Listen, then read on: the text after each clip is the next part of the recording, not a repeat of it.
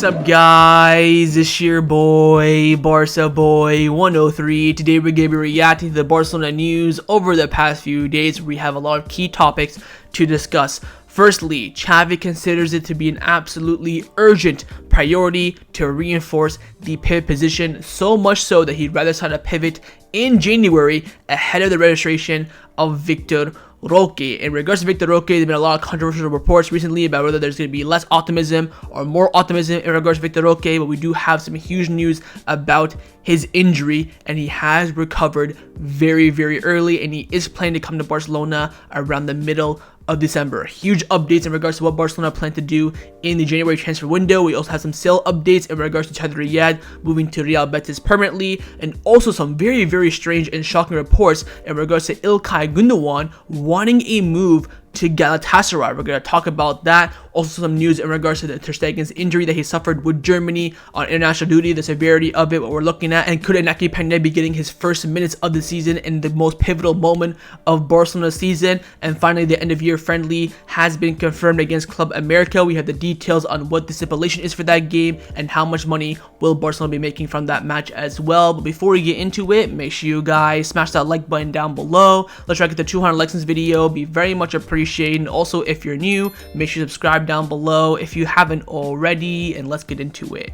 Let's start off with the transfer news over the past few days. Now, one of the main topics over the past 24 hours has been the discussion and debate and reports as well about what is the priority for Barcelona in the January transfer window. And according to reports and media speculations at the moment, it is swaying a bit more towards a signing of a pivot. Relivo have come out saying that Barcelona is looking for a pivot in January within the framework of an operation similar to that of the Joaos, a player who wants to play for the club and is willing to lower their salary. Now, of course, there has to be a chance as well. You can't just go and get a top player on loan for low wages. That's not how the world works. If that's the case, Barcelona would be in a much better situation. But it has to be someone who you could say is out of favor, kind of like an Aubameyang would happen with him a few Januaries ago. It's just now down to finding who that player is. We have been linked with a few names. I think out of these three names, maybe one of them have a chance of coming in January. So the first one up, he's not going to be coming in January. That is Gabriel Moscardo. The Daily Express are reporting that Barcelona were lining up Brazilian star-led Gabriel Moscardo to be Sergio Busquets' eventual successor, but Chelsea are set to beat them to the signing of the 18-year-old. Again, Moscardo is very honed in on the fact that he wants to leave Corinthians in January, and of course, we had to buy him from Corinthians. They want around 20 to 25 million euros for him, and of course, Barcelona. I think Barcelona have the money for that, but they don't have the financial fair play backing and also wage space to end up registering him. Now, the option I think out of the three that we're going to talk about that's the most likely to join in January, but I still don't think he will, is Guido Rodriguez. Sport are saying that Real Betis are planning to make one last renewal offer to Guido Rodriguez. Barcelona have been monitoring his situation for months now. The player's contract does expire at the end of the season.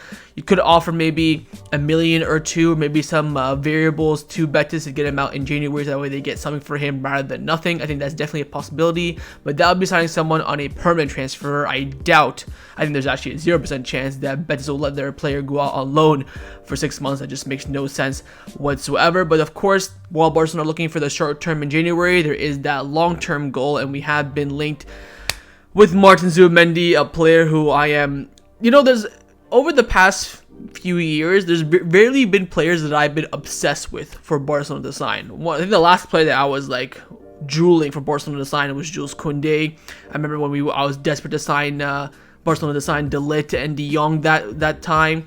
Zubimendi is the next one in line for me. I would do anything for Zubimendi to sign for Barcelona. Now, Alfredo Martinez in Sport is saying that Barcelona will go for Martin Zubimend again in the summer. Xavi desperately wants him, and the club will make a strong effort. His release clause is 16 million euros. Now, over the past few videos, a lot of people have been commenting, oh, Zubimendi does not want to come to Barcelona. He always said he doesn't want to join Barcelona. He said he didn't want to join Barcelona last summer. His priority was to stay in Sociedad, play with them in the Champions League. It's his boyhood club, and that's perfectly understandable. But this up-and-coming summer, the situation will change. Of course, he's a player that's, I would say, a step above Real Sociedad's level if he wants to develop his career. If he wants to stay and be a Sociedad boy all his life, that's fine by me. I don't think that's either confirmed or official, but I think he's a player with aspirations, of course, and he wants to go on and make a name for himself in football, and he won't do that as Sociedad. He'll probably just be known as a La Liga, you could say, icon if he continues at what he's doing right now, but he won't be known as a football great. If he wants to make that big step, he will have to go to a team like Barcelona. And again, for 60 million euros, it's worth it. I mean, I was saying last summer that I would think he's worth around 40 or 50, but now I'm at a point where there's no one else out there. Zubimendi is the best option for Barcelona on the market, and I think 60 million euros is worth every single penny. So wait and see what happens. I think again it will depend on Vitor Roque in January, if we sign a low cost pivot in January as well, but the speculation around that has been chopping and changing, but it's very clear that Martin Zubimend is one of the top 3 long-term priorities for Barcelona. In regards to those short-term priorities or short-term even options, that's still quite unknown. Now, the player that was considered to be the January priority for Barcelona in the upcoming transfer window is, of course, the arrival of Vitor Roque. We've been getting a lot of, mixed reports over the past few days, so I will read you guys the reports, but I want to tell you guys, look, it's still a long way to go. I think, again, by the end of December, we'll have a good idea of whether Vitor Roque is coming to Barcelona or not. But the main news broke in from Relevo, and they've come out saying that Barcelona have changed their strategy with Vitor Roque. The club is open to his arrival in the summer due to his adaptation process and a salary limit. If the margin is achieved, Barcelona will go for a midfielder. Barcelona are still waiting for the payment from Libero Football Finance for the economic lever. The club is making a move to try and sign a player in the winter market. I can almost guarantee you that Barcelona will sign someone in January, whether it's Vitor Roque or a pivot. Now, they say in the report that the club is open to his arrival in the summer due to his adaptation process and the salary limit. Salary limit, of course, makes sense. But adaptation process, why wouldn't you not want him to come now? That way he can adapt from January until June, and then June, fresh start, preseason. He's been in Barcelona for 6 months. He's got his house sorted. His wife's here. Everyone's situated. That for me is an adaptation process. If he comes in June, you have to adapt, get his house, blah, blah, blah, get sorted. That won't happen until probably November. He's already wasted the first few months. So I think adaptation favors him coming in January and not in the summer.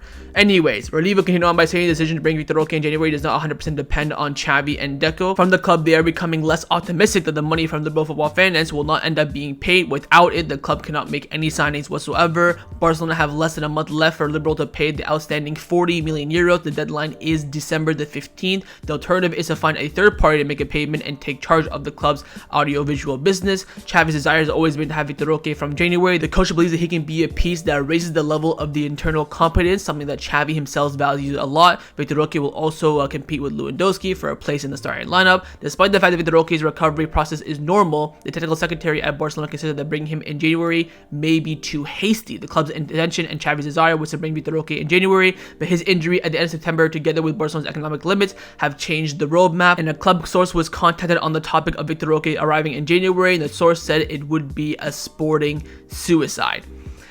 Now, the Relevo journalist that's reporting on this is from Barcelona, but he isn't the best in terms of reliability scale. I think on a 1 to 10, he's definitely a bang average 5, gets some stuff right, gets some stuff wrong. This isn't from, the top journalist from Relevo. There is a lot of holes in this report, which makes me to believe that there's a bit more optimism for Vitor Roque coming in January. So he mentions, of course, him recovering from his injury and Barcelona not having a salary limit. Of course, the salary limit makes sense. We're still waiting for that money from Libero Football Finance. Hopefully that does come in, or Barcelona may have another avenue to, bring that kind of money in that we do need. But in regards to Vitor Roque's injury, there has been a massive U-turn. Of course, when he was ruled out initially, I think, back in August when he got his injury, it was rumored that he's going to be out until January. But there was one person saying that Vitor Roque could be coming back very early, mid-November. And of course, we are mid to end November right now. And that is Joaquim Pereira, who of course is the #1 source in regards to Brazilian players around Barcelona in general. He's come out saying this: Vitor Roque has already recovered from his ankle injury and he will make his return to Atletico Palmeiras, his next match, on November 25th. All protocols were followed during his recovery, which means that when Barcelona returns against Rayo Vallecano in La Liga, Vitor Roque will also return this weekend. How mad is that? Not only is he now fit, but he's going to be fully healthy by the time, if we can bring him in January. That has got to be a more incentive for the club to make some moves. Of course, he was injured initially. You could say, oh, you got to injure, come back, get full. He will be at 3,000% come January. Hopefully does not, if he doesn't suffer another injury again in the other game. Now, Joaquin Pereira continues on about Vitor Roque, saying that if Barcelona get the approval from La Liga to register Vitor Roque in January, the plan is that he arrives in Barcelona to begin his adaptation period as soon as the Brazilian league ends on December the 6th. So Vitor Roque could be in Barcelona come mid-December to adapt, get his situation sorted, living spaces, and all that jazz. So he could even be coming in earlier than January. He will only arrive if there is total assurance from the league. So Vitor Roque will only come to Barcelona if there's 100% the green light from La Liga to register him. So if you see Joao Cancelo playing tracker and you see Vitor Roque landing in Barcelona, that should be enough for you. Barcelona are in a hurry to try and reach an agreement with La Liga and are doing everything they can. The income from Barca Studios holds the key. Both Barca and Roque are very optimistic. So again, he's saying the Libero Football Finance economic lever is very important. Hopefully Barcelona can get that over the line. But again, the plan is still Barcelona to bring in Vitor Roque in January, and the club is optimistic. Of course, the Relevo report said that the club is less optimistic. So again, contradictory reports. I think both sources are definitely at a medium scale in terms of the wide broad thing of Barcelona. But Joaquin Pereira, of course, the Brazilian news, he's absolutely top tier. So I'm hoping that he's correct. I'm so baffled that Vitor Roque is already recovered from his injury. That is so crucial for Barcelona to make that extra movement, get everything situated, and hopefully he does come in January.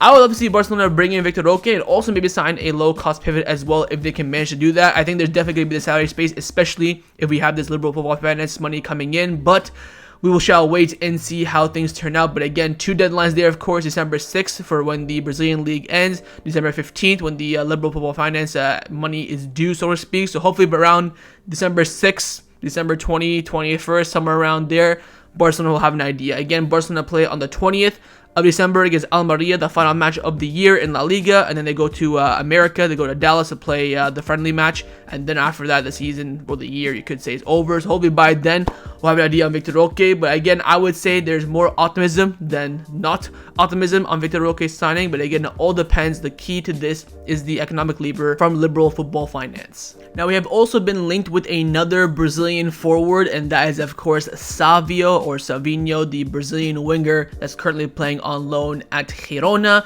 And we have some actual reliable sources about this news. Fernando Polo from Mundo Deportivo is reporting that Barcelona is now cooling down its option for Savinho, who is on loan to Girona from Troyes and has a contract until 2027 with them. The formidable challenge lies in recognition of the fact that Akin to Girona to Troyes is also constituted by the City Group, and that's to say part of the collective of the club's objective is to overreaching influence of Manchester City. So he's saying basically that with the connection of the Man City Group, and we already know that Ferran Soriano, who runs the whole entire City Group, he's the CEO of everything, it will make that transfer even more difficult. And again, he's already confirmed that he wants Savinho to stay at Girona beyond 2024, and of course we're only in 2023 right now, so he sees him staying there past then.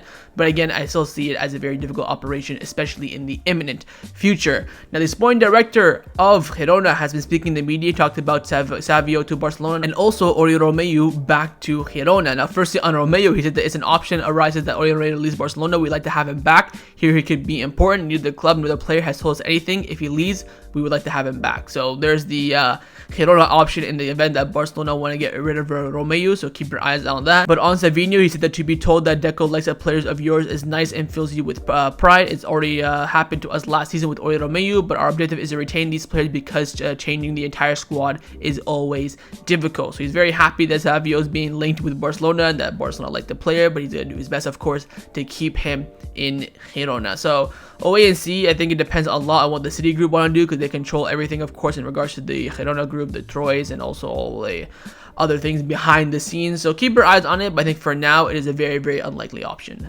Now, a player that we haven't been linked with directly, but more so from his father, is Luis Diaz. Of course, Barcelona had been linked with Luis Diaz a lot over the past few years when he was at Porto and also when he was at Liverpool as well. When he was making that move from Porto to Liverpool, Barcelona were very keen on him, but just couldn't afford the operation. Of course, Luis Diaz's father, he's had some situations over the past few weeks, but he's now good, all healthy and safe. And he's speaking to the media already. I mean, the man has been captured for about 10 days or however so many, and now all of a sudden he's doing interviews with the media.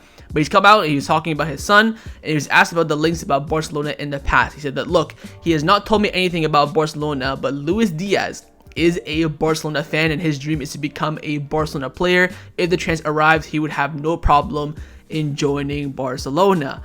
Now, I'll tell you what, Luis Diaz is a proper winger. He is coming back, of course, from a very serious injury last season. He's been in and out of the Liverpool team here and there, but when he has played, he's been absolutely sensational. Of course, he absolutely cooked Brazil last week in the World Cup qualifiers in the CONMEBOL. Unbelievable player. I think for Liverpool to sell him, they're looking at a lot of money, 80 to 100 million. But I think once his contract runs down, it could be an option for the future. So keep your eyes on it. Again, Luis Diaz is probably one of the best wingers in the world, top 5, top 7 best left wingers in the world. Which of course Barcelona would assign a world-class left winger. It's been a real problem at Barcelona for the past few years. So keep your eyes on Luis Diaz links in the future, as his father has confirmed that he is a massive Barcelona fan and wants to play for Barcelona in the future. Now, a player that is a very clear target for Barcelona in the summer transfer window, of course, to sign permanently, is Joao Cancelo. We do have some reports about Barcelona planning on making his move permanent in the upcoming summer transfer window. Roger Toledo from Mundo Deportivo came out saying that signing Joao Cancelo permanently remains a priority for Barcelona this upcoming summer. There are still a few months left to assess his overall performance, but Barcelona already have a pretty good understanding. He's an attacking right back. His profile is suited by Barcelona. He's competitive and he's experienced, and he also has a bonus in his versatility as well. Cancelo's valuation by Man City would be around 30 million euros, which Barcelona will try to lower during negotiations. I think if you're talking all in, 30 million euros for Joao Cancelo is perfect. I would even say borderline steal. If the club can manage to lower that to 20 plus 10, 25 plus 5, or just 25 straight up or 20 straight up, it is a masterclass beyond belief, because this is you're getting one of the best fullbacks in the world. Not even the best right back in the world, the best left back in the world, the best fullback, or one of the best fullbacks in the world. It is a no-brainer for me. Yes, there are some holes in this game that we've seen over the past few months, but there's also things that we've seen that we've never seen a fullback do at Barcelona in a very long time. Now, Fabrizio Romano has also confirmed this, saying that Barcelona want to keep Joao Cancelo beyond 2024. The club is happy with his attitude and performance. Barcelona will not negotiate with City now. It will be done later on, and Cancelo himself wants to stay at Barcelona. Again, it's a no-brainer. I think it really comes down to what the budget is this summer, because if you want Cancelo, it's going to be 30. Hopefully we get Zubimendi, that's 90. So if you have a 100 million euro budget, that can definitely be a possibility. Of course, Joao Felix will also remain bringing up question marks. Again, I'd rather have Zubimendi for 60 million than Joao Cancelo for 60, or even Joao Cancelo for 50 million euros. I think we're looking at a Felix loan again if he meets the requirements. Again, I'm expecting double digits in both goals and assists from Felix. But on Cancelo, I think honestly at this point, he's done enough. He's played, I think, started all 17 games, past 17 games for Barcelona. He's been absolutely sensational, unbelievable, and revolutionary as well. And Barcelona will make a move to sign him permanently this summer. Let's now discuss the players that have been rumored to leave Barcelona over the past few days. First up, a player that's currently on paper out on loan is Chadi Riad. Keep in mind, he has left Barcelona last summer on loan with a, I think, mandatory or option from Betis to buy him if he, plays X amount of games, whatever the case may be. It's pretty much guaranteed that Betis were going to buy him, but for 50% of the player's rights, where Barcelona own the other 50%. Now, according to Mundo Deportivo, Chadi Riad has convinced Betis and are now trying to consider activating the option to buy him as soon as possible. So Betis want to buy Chadi Riad now and not wait till the end of the season when that option becomes available. Chadi Riad's purchase option is 3 million euros for only 50% of the player's rights. Barcelona will owe 50% of the player's right and do have a buyback option for 77 million euros in the future. A very similar formula to Estanis Pedrola, who of course Sampdoria bought permanently, what was it, a month ago for 3 million. So we're expecting the same thing for Chadi Riad. I think again we're going to get this 3 million at some point, whether it's now or in the summer. But again, this could be crucial to get now to of course help Barcelona in January. Vitor Roque, low-cost pivot option. This could be sensational. You had the 40 million from Libero Football Finance, and you could also get a 3 million as well from the sale of Chadi Riad. So keep your eyes on that. Again, Betis are planning to buy him now, but again, it's not really a priority for them. It's not really something they're rushing to, because again, they have the option to buy him in the summer. But keep your eyes on Betis signing Chadi Riad permanently in the next few weeks. Now, the most outrageous rumor I have heard in a very long time around Barcelona, probably I'd say over the past few months, has been the reports about Galatasaray wanting to sign Gundogan on a permanent transfer this summer, and apparently already convinced the player. Sport came out saying that Turkish media claimed that Gundogan wants to play in Galatasaray and is ready to make an effort for it. Not only that, but that Galatasaray met Gundogan in Munich and talked about it, and the player said that he's ready to talk to Barcelona about the issue. So apparently, according to Turkish media, they convinced Gundogan to push out of Barcelona immediately. Now, Gundogan's agent saw these reports and came out saying the news that has appeared in the press these days about Ilkay does not reflect the truth. I have not met anywhere from Galatasaray, nor has Ilkay Gundogan can understand how this news comes out. Gundogan's very happy in Barcelona. He's focused on what he wants to achieve there as well. So absolutely, of course, BS news. It was crazy that some people on Twitter were absolutely, getting worried and scared, like, oh my god, we're gonna lose Gundogan mid-season, crazy.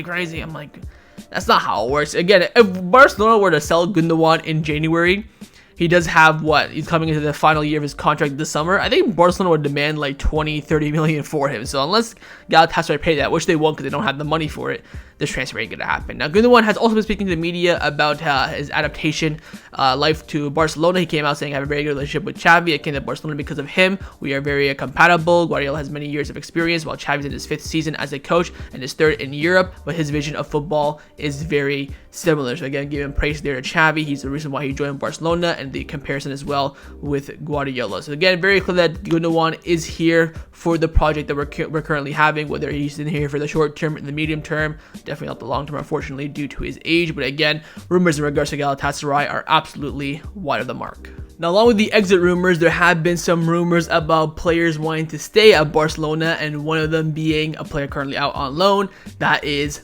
Ansu Fati. Sport are reporting that Ansu Fati is prioritizing the return to Barcelona. The youth player wants to succeed as a Blaugrana, and his first option is to return after his loan. It is clear that he would like to have a place in the team in the future. Sport also came out saying that Ansu Fati is not keen on a permanent move to Brighton. He wants to return to Barcelona and have another opportunity to prove himself. So Ansu Fati is planning on his Barcelona return.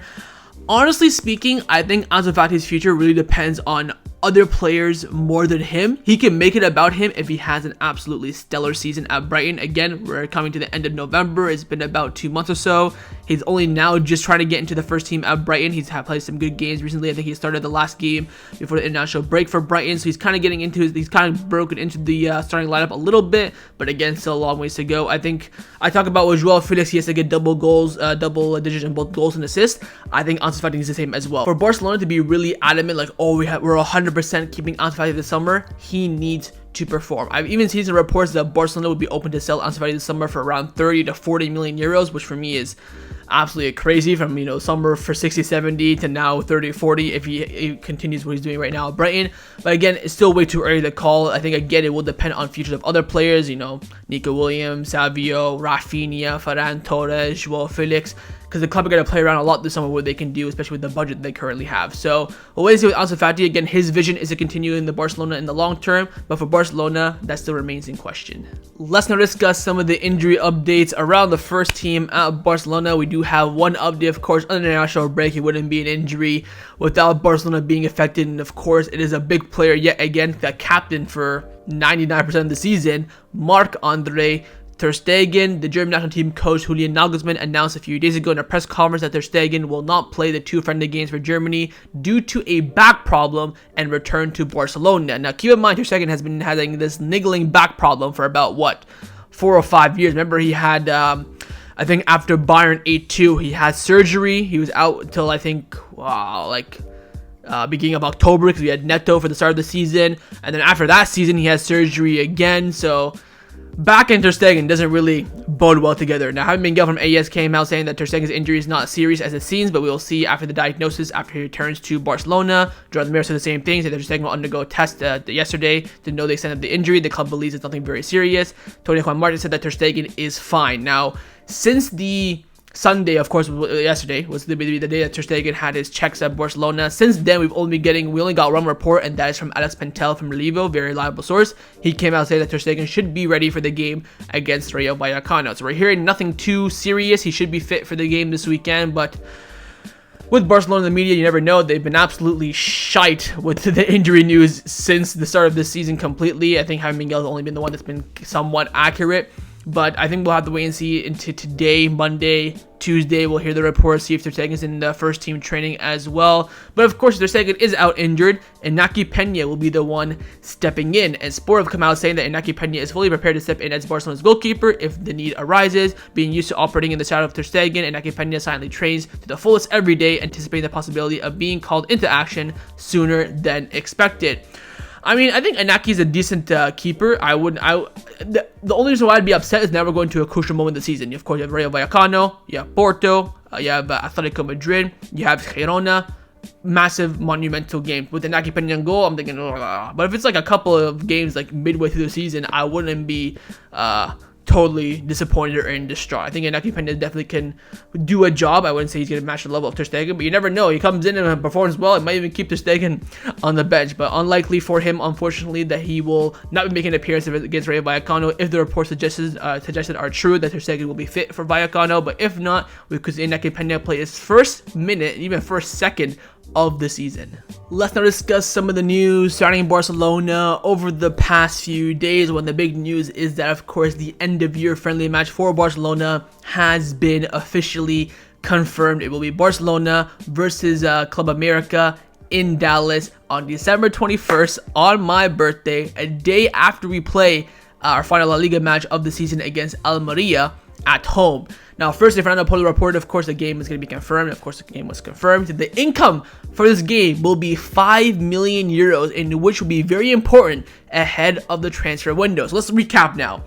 40 million from Libero Football Finance, potentially 3 million from the Chadi Riad sale, and 5 million from this end of year friendly. So Barcelona could be making some serious moves in regards to the January transfer window if they have all their lines in place. Now, in regards to the friendly, the question is, of course, what's going to happen. We play Almeria. I think we have the late kickoff. Let me actually check. I believe it is the late kickoff, which means that we're going to have basically little to no time. It's 1 p.m., so around midday kickoff time. So you're going to have Almeria probably finish around evening time. The club then going to have to play another game in 12 hours. What's the situation going to be? Samuel Marsden from ESPN came out saying that directly after the Almeria game, Barcelona will fly out to the US for their friendly against Club America. The agreement for the game stipulates that there must be a certain amount of first team having X amount of minutes, etc. Which means that these players from now, when we come back, 25th of November, from 25th of November until 21st of December, these players are getting, you know, like when you have a towel, you just rinse that last drop, they're going to get rinsed, man. Because if they're going to be starting, we're going to play, of course, strong team against Vallecano, Porto, Atletico, Girona. We have, of course, Valencia at the Mestalla before the Almeria home game. I think for the Almeria home game, there's going to be a lot of rotation, which should be the case, of course, because you're going to be playing Almeria in a game that matters, and then going to play another game, which means literally nothing. So once they finish the game, on the plane, straight to America, probably rest, train in the morning, play the game, fly straight back. They're going to fly out immediately after the game concludes as well. Come back, of course, to Barcelona and spend Christmas break wherever they want to spend it, of course. It's going to be a hectic 24 hours for Barcelona. We saw this again last season. At the end of the season when we play, I think, Celta Vigo, we flew immediately to Japan for the Vissel Kobe friendly. So same thing's going to happen again. So some of these players are already used to the quick travel time, but that's the plan. So again, be excited. Again, Barcelona are undefeated on my birthdays. Hopefully they keep it that way. But again, the end of season friendly has been confirmed. And Barcelona, the most important thing, again, Barcelona will be earning around 5 million euros from that friendly. So that was my reaction to the Barcelona news over the past few days. Hope you guys enjoyed this video. If you did, make sure to leave a like, and of course leave me your thoughts down below in the comments on everything we discussed. The main thing I want to first see, of course, is your thoughts on Barcelona prioritizing a low-cost, short-term pivot this January. You think that should be the priority? Or Vitor Roque, what are your thoughts on the arrival of Vitor Roque? You think it will happen or not? You think Barcelona will generate the necessary funds for that? Second, your thoughts on the injury of Ter Stegen. Do you back Inaki Pena to come in and replace him? And thirdly, and finally, your thoughts on the money needed in January for Barcelona to, you know, work in freedom. You think that will happen or not? The Chadi Riad money, the end of season, end of year, friendly money, and also the money from Libero Football Finance, you think that'll be coming in or not? And of course, make sure you guys subscribe down below if you haven't already, and I'll see you guys next time on the channel. Take care, and Forza Barca.